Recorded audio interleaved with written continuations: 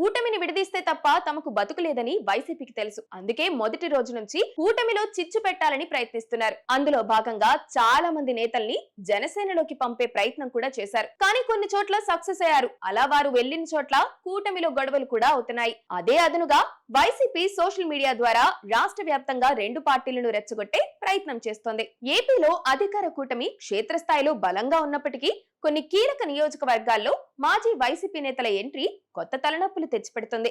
ముఖ్యంగా పిఠాపురంలో పెండెం దొరబాబు, ఒంగోలులో బాలినేని శ్రీనివాసరెడ్డి వంటి నేతలు జనసేన తీర్థం పుచ్చుకోవడంతో ఆయా ప్రాంతాల్లోని పాత టీడీపీ క్యాడర్ కు మింగుడు పడటం లేదు. నిన్నటి వరకు తమను ఇబ్బంది పెట్టిన నేతలే ఇప్పుడు పక్కన చేరి పెత్తనం చేస్తుంటే అది సహజంగా విభేదాలకు దారితీస్తుంది. పిఠాపురంలో ఎస్వీఎస్ఎన్ వర్మ, దొరబాబు మధ్య జరిగిన తోపులాటలు, ప్రోటోకాల్ రగడ దీనికి పరాకాష్ట.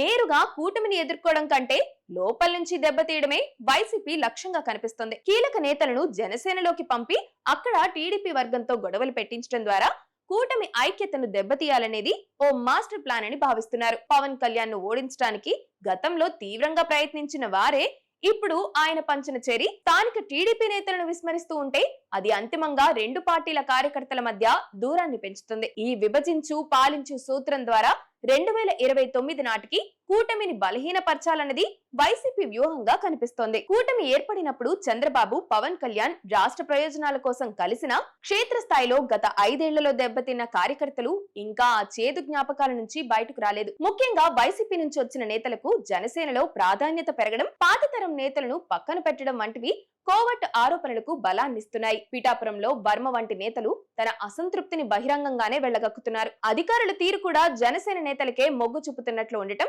టీడీపీ శ్రేణుల్లో ఆగ్రహాన్ని కలిగిస్తోంది.